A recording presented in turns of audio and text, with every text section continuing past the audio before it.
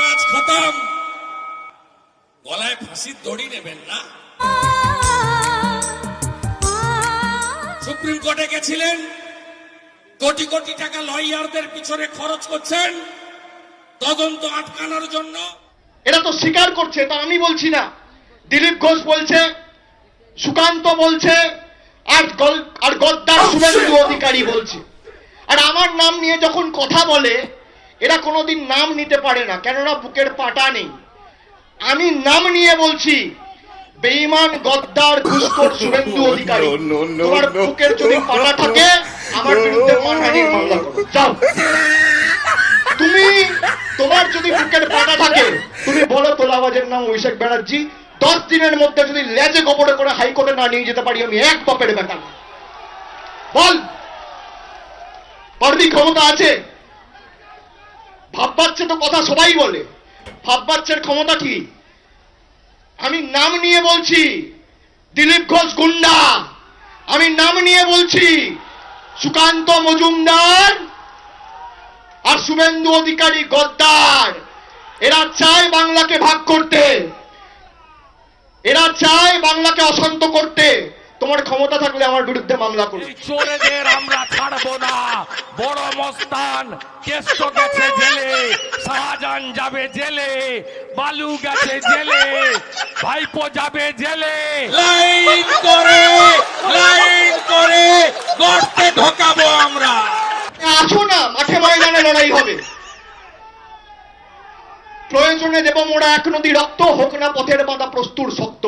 অবিরাম লড়াইয়ের চির সংঘর্ষে একদিন সে পাহাড় টলবেই, বাংলার সংগ্রাম চলবেই। আমাদের জেতান, আমরা কথা দিচ্ছি, মানরেগাতে চুরি যারা করেছে তারা জেলে যাবে। আর আসল জব কার্ড হোল্ডার যারা, কাগজ গুছিয়ে রাখুন, বিজেপি টাকা দেবে আপনাদের। শুভেন্দু অধিকারী তৃণমূলের হয়ে অত্যাচার করেছে, হ্যাঁ কি না? যে শুভেন্দু অধিকারী তৃণমূলের হয়ে অত্যাচার করলো, সেই শুভেন্দু অধিকারী বিজেপিতে গিয়ে সৎ হয়ে গেছে, সাধু হয়ে গেছে? চোর ধরো, চোর চোর চোর। দেখেছেন না আপনারা, হাত পেতে টাকা নিচ্ছিল। বিজেপিতে ওয়াশিং মেশিনে ধুলে সে একদম ভালো মানুষ হয়ে গেছে, হয়নি তো? তাহলে বিজেপিকে দিয়ে তৃণমূলকে আটকানো যাবে না। যতগুলো বিজেপি দেখবেন সব কটা তৃণমূল থেকে গেছে। চোরের মায়ের বড় গলা, শূন্য কলসি বড্ড বাজে বেশি। হলো হলো না? প্রথমেই চলে এলো বাংলায়, ভাবলো এখানে মুসলিমদের একটু সুরসুরি দিই, প্রথমেই চলে এলো বাংলায়।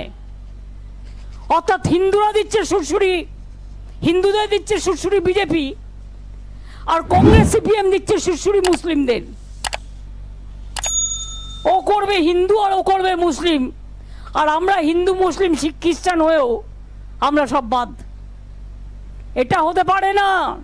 শুনুন, এখনো হিম্মত করে বলি, লড়তে যদি পারে বিজেপিকে কেউ, বাংলা পারে, তৃণমূল কংগ্রেস পারে। চোর মমতা, চোর মমতা, চোর মমতা, চোর মমতা, চোর মমতা। আমাদের সবাই চোর আর আপনারা সাধু। কাগজ গুছিয়ে রাখুন, আর চোরেদের জেলে পাঠাবো আমরা, চোরেদের জেলে পাঠাবো। बाप को भेज, तेरे बस की बात नहीं। আর শুভেন্দু অধিকারী নাম বললে দিন খারাপ যায়।